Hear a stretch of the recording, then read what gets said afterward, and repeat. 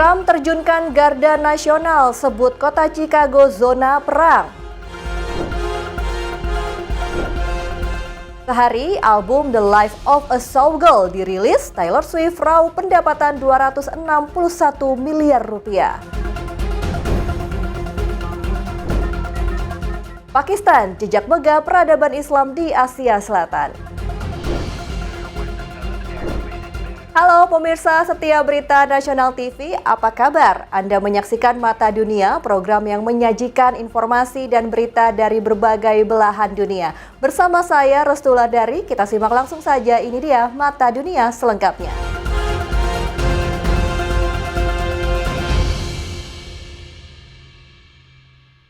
Kita buka Mata Dunia kali ini, beritanya langsung dari Amerika. Pemirsa, Presiden Amerika Serikat Donald Trump menyebut kota Chicago sebagai zona perang. Trump mengirimkan 300 personel Garda Nasional ke Chicago dengan alasan menekan angka kejahatan. Keputusan Trump tanpa persetujuan pejabat lokal dari Partai Demokrat. Kebijakan Trump mendapat penolakan.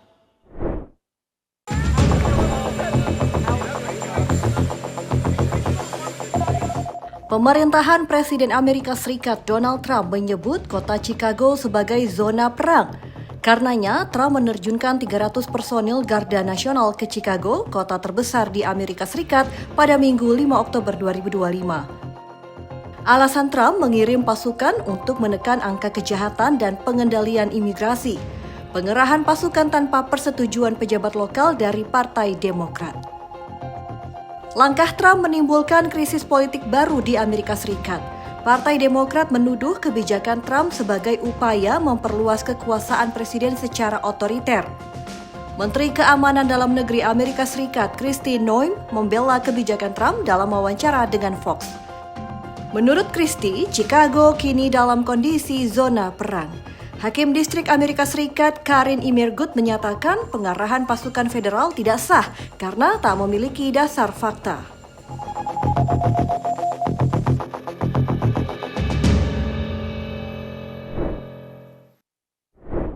Dari Chicago kita ke Korea Utara, pemirsa. Pemimpin Korea Utara Kim Jong-un mengklaim Pyongyang menyiapkan strategis jitu menghadapi peningkatan kekuatan militer Amerika Serikat. Kim mengatakan sudah mengembangkan gerakan militer baru menghadapi ketegangan semakin meningkat di semenanjung Korea.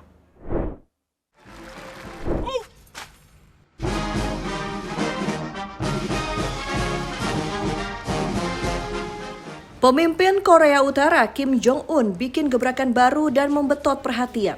Kali ini, Kim menyatakan Pyongyang memiliki strategis baru menghadapi peningkatan kekuatan militer Amerika Serikat di Korea Selatan semenanjung Korea. Pernyataan tersebut disampaikan Kim melalui media KCNA pada Minggu 5 Oktober 2025. Kim menegaskan Korea Utara menyiapkan dan mengembangkan gerakan militer baru, bertugas mengawasi target utama yang dianggap mengancam kepentingan negara dan memperkuat pertahanan nasional. Langkah ini dilakukan Kim karena peningkatan penempatan pasukan Amerika Serikat di semenanjung Korea. Beberapa bulan terakhir, Korea Utara semakin mempererat hubungan diplomatik dengan Rusia dan China. Kim mengirim bantuan perang Rusia ke Ukraina dan menghadiri parade militer ke-80 di Beijing, China. Kim Jong-un begitu akrab dengan Presiden Xi Jinping dan Vladimir Putin. Berita selanjutnya dari Cina, pemirsa, kebakaran terjadi saat pertunjukan ratusan drone dan kembang api di Provinsi Hunan, Cina. Acara puncak hiburan malam berubah menjadi kepanikan. Kembang api menimbulkan kebakaran.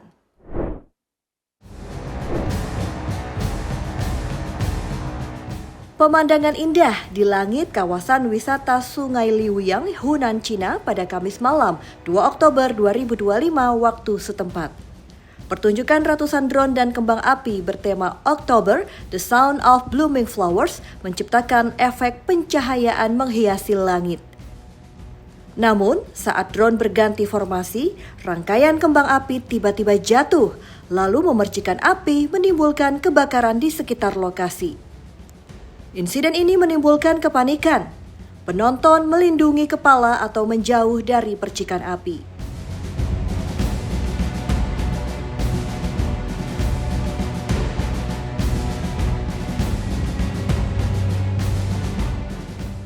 Pihak pengelola kawasan wisata mengonfirmasi kepada Now News, kebakaran segera ditangani dan dipadamkan sehingga tidak menyebar. Insiden ini tidak menelan korban luka dan jiwa.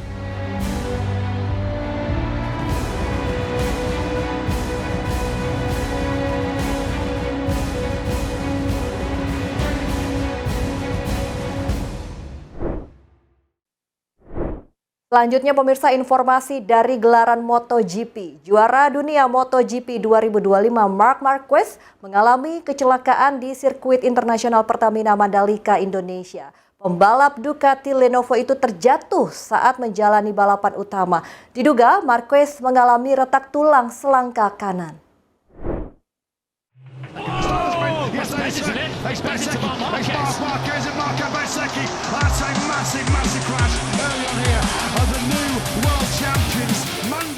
Juara dunia MotoGP 2025 Marc Marquez mengalami kecelakaan di tikungan sirkuit internasional Pertamina Mandalika, Indonesia pada Minggu 5 Oktober 2025. Saat itu, Marquez bersenggolan dengan pembalap Aprilia, Marco Bezzecchi. Keduanya tak melanjutkan balapan. Marquez memegangi bahu kanan dan berjalan tertatih menuju pedok. Kecelakaan ini menambah daftar panjang rekam jejak Marquez terjatuh di Mandalika. Sebelumnya, pada tahun 2022, pembalap asal Spanyol ini mengalami 4 kali kecelakaan dalam satu pekan, mulai dari latihan, kualifikasi, hingga warm-up. Pada tahun ini, tahun 2025, Marquez mengalami 3 kali kecelakaan saat latihan dan balapan utama.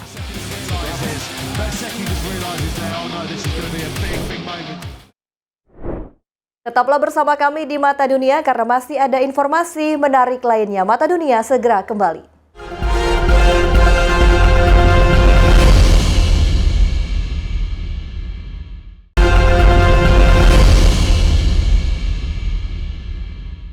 Anda kembali bersama kami di Mata Dunia dan masih di arena sirkuit Mandalika. Pemirsa, bocah pacu jalur asal Riau, Ryan Arkandika, meramaikan pembukaan sprint race Pertamina Grand Prix Mandalika di sirkuit Pertamina Mandalika 2025.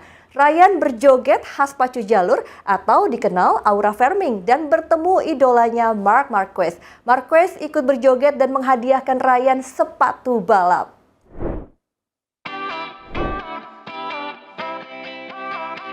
Ryan Arkandika, bocah joki pacu jalur asal Riau, menari di atas trek saat pembukaan sprint race Pertamina Grand Prix Mandalika di sirkuit Pertamina Mandalika 2025 pada Sabtu 4 Oktober 2025.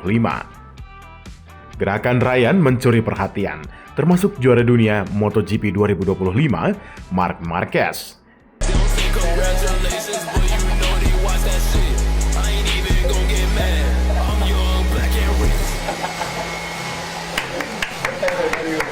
Famous, eh? How you keep the balance dancing then? Eh?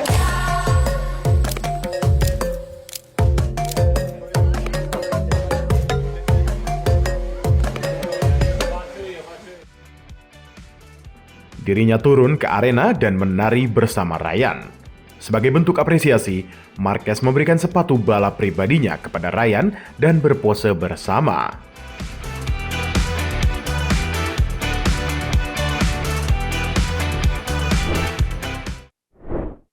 Informasi dari musisi dunia, pemirsa. Musisi kelas dunia Taylor Swift berhasil meraup pendapatan fantastis senilai 261 miliar rupiah dalam kurun waktu 1 hari melalui pemutaran album terbarunya berjudul The Life of a Showgirl. Lalu, apa yang membuat album Taylor Swift begitu sukses diminati? Ini dia liputannya.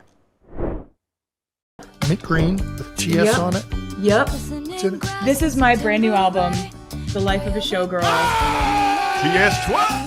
Usai rilis secara global pada 3 Oktober 2025, album The Life of Showgirl milik musisi global Taylor Swift langsung mendominasi layanan streaming musik di berbagai negara di dunia. Dalam kurun waktu 24 jam atau sehari, album ini berhasil mencetak rekor penjualan dan streaming dengan nilai pendapatan mencapai 261 miliar rupiah. Dikutip dari Reuters Selasa 7 Oktober 2025, pengamat industri musik Tatiana Kirisano dari Media Research menilai keberhasilan Taylor Swift tak lepas dari strategi promosi besar-besaran, mulai dari teaser visual, kampanye media sosial, hingga kolaborasi eksklusif dengan platform streaming.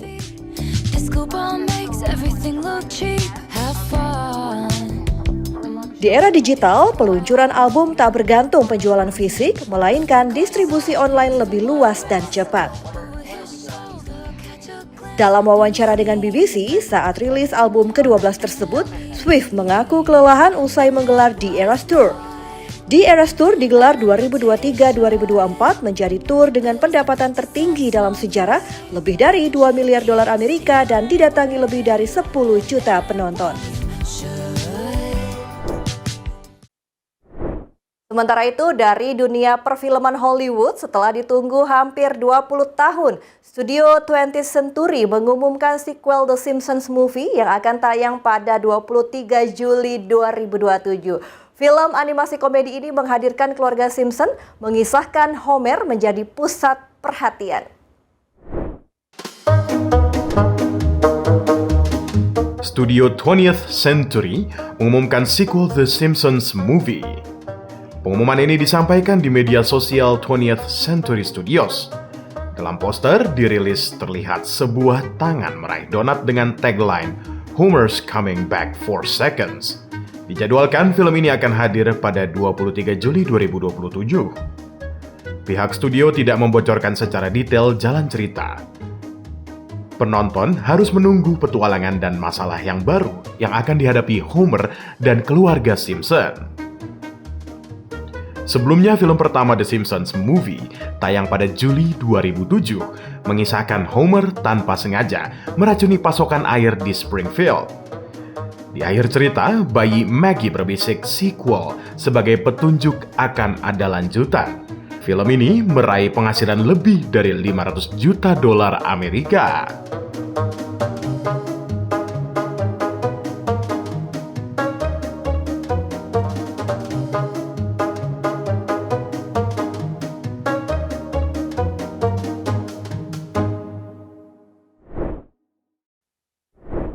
Pemirsa, jangan kemana-mana karena Mata Dunia masih akan kembali dengan beragam informasi menarik lainnya. Tetaplah bersama kami.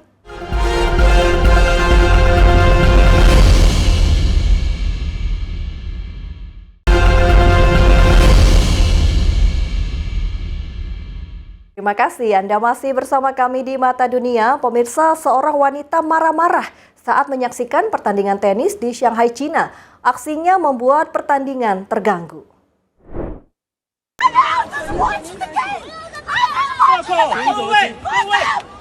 Ini dia video menampilkan seorang perempuan marah-marah saat menyaksikan pertandingan tenis. Polisi datang menghentikan aksi perempuan tersebut. Ia dibawa keluar lapangan. Peristiwa ini menjadi tontonan penonton lainnya.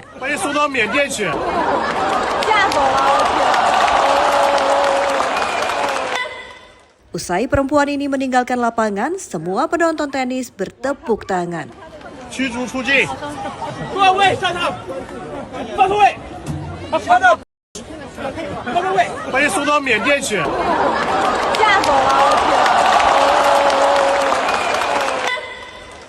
Dikutip dari My China Trip, Jumat 3 Oktober 2025, diketahui saat menjalani pemeriksaan, perempuan ini menunjukkan paspor Swedia dan bertingkah aneh.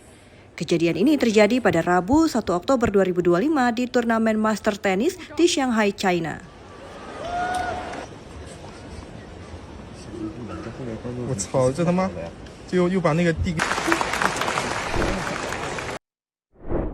Dari Cina, saya akan ajak Anda untuk jalan-jalan ke Pakistan. Nah, Pakistan merupakan negeri berdiri di atas dasar keislaman, menyimpan kisah panjang perjalanan Islam di Asia Selatan. Setiap wilayahnya menyimpan jejak sejarah, memperkuat identitas Islam hingga kini. Dan seperti apa keindahan Pakistan? Berikut tayangannya untuk Anda.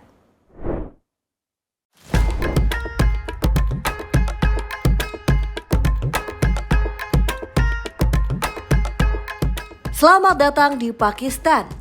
Terletak di jantung Asia Selatan, Pakistan menjadi satu-satunya negara modern berdiri atas dasar agama Islam.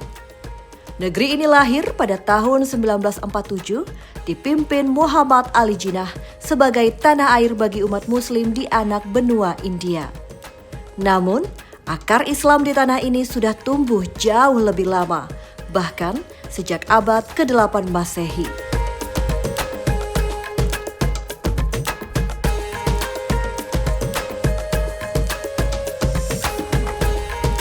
Islam pertama kali masuk melalui wilayah Sind ketika Panglima Muhammad bin Qasim menaklukkan kota Debal pada tahun 711 Masehi. Dari pelabuhan inilah ajaran Islam menyebar ke Multan, Punjab, dan wilayah barat laut. Sejak saat itu, Islam bukan sekedar keyakinan, tetapi juga menjadi fondasi budaya, pemerintahan, dan pendidikan di wilayah kelak bernama Pakistan. Dari kisah awal penyebaran Islam di masa lampau, perjalanan kini beralih ke wajah modern Pakistan. Kota dirancang khusus sebagai simbol kemajuan dan spiritualitas Islam. Inilah Islam Mabad, jantung pemerintahan sekaligus lambang kejayaan Islam masa kini.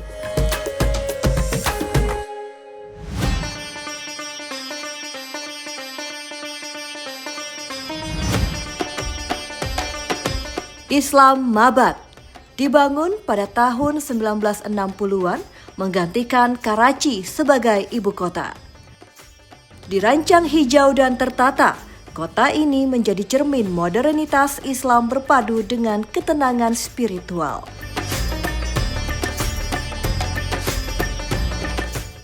Disinilah berdiri megah Masjid Faisal, hadiah dari Raja Faisal bin Abdul Aziz dari Arab Saudi.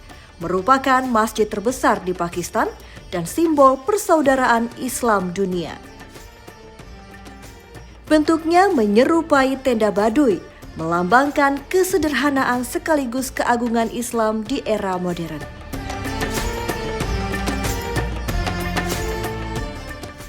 Jika Islamabad mencerminkan Islam modern tertata, maka di barat laut kita akan menemukan wajah Islam lebih tua, yaitu kota menjadi saksi pertama Islam masuk ke daratan Asia Selatan. Perjalanan membawa kita menuju Peshawar, gerbang sejarah dan kebudayaan Islam di Pakistan. Peshawar terletak di dekat Khyber Pass, jalur legendaris menghubungkan Asia Tengah dan anak benua India. Peshawar adalah kota tua pernah menjadi pusat penyebaran Islam. Para pedagang, ulama, dan penakluk Islam melintasi jalur ini membawa dakwah dan ilmu pengetahuan. Hingga kini, suasana Islam terasa di setiap sudut kota, dari masjid kuno, aroma rempah, hingga pasar kisah Wani Bazar, tempat kisah dan syair Islam terus hidup dari generasi ke generasi. Dari kota bersejarah di barat laut, langkah kita berlanjut ke selatan menuju Karachi, kota pelabuhan terbesar sekaligus saksi lahir Republik Islam Pakistan. Disinilah perjuangan umat muslim mencapai puncaknya pada tahun 1947.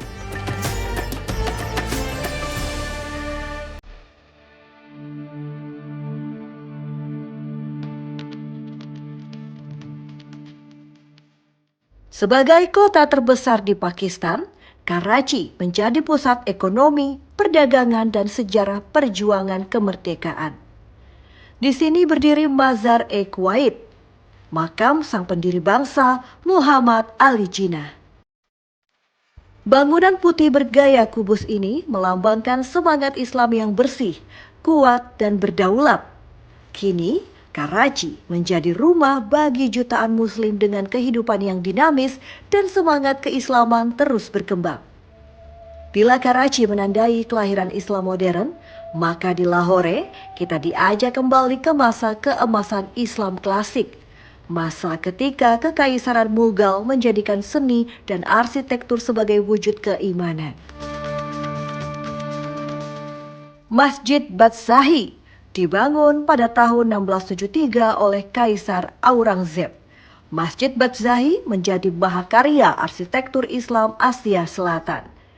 Dengan kubah marmer putih, dinding merah bata, dan halaman luas, masjid ini mampu menampung lebih dari 50.000 jemaah. Bersebelahan dengan Lahore Fort, keduanya menjadi simbol kejayaan Islam dan kini tercatat sebagai warisan dunia UNESCO. Keindahannya memancarkan pesan abadi bahwa Islam tak hanya agung dalam keyakinan, tapi juga dalam seni dan budaya. Dari kemegahan kota Lahore, perjalanan berlanjut jauh ke selatan Punjab.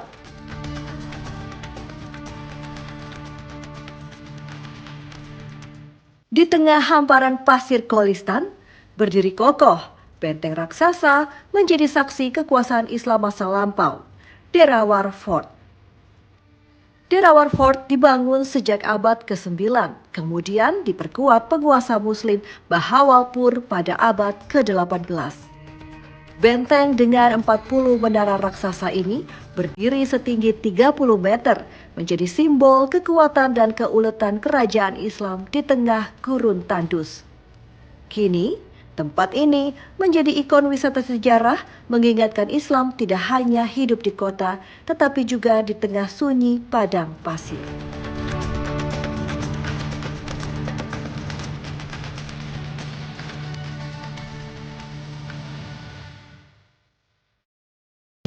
Dari Islamabad yang modern hingga Peshawar penuh sejarah, dari Lahore yang megah hingga Derawar Fort di padang gurun, Pakistan memperlihatkan satu hal yang sama, yaitu Islam hidup dalam setiap jengkal tanah dan napas masyarakatnya.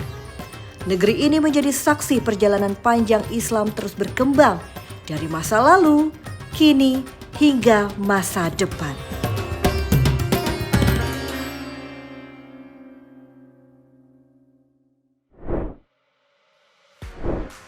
Ya, informasi jejak megah peradaban Islam di Pakistan tadi sekaligus menutup perjumpaan kita di Mata Dunia kali ini. Saya Rustulandari beserta kru yang bertugas pamit undur diri. Selamat beraktivitas dan sampai jumpa.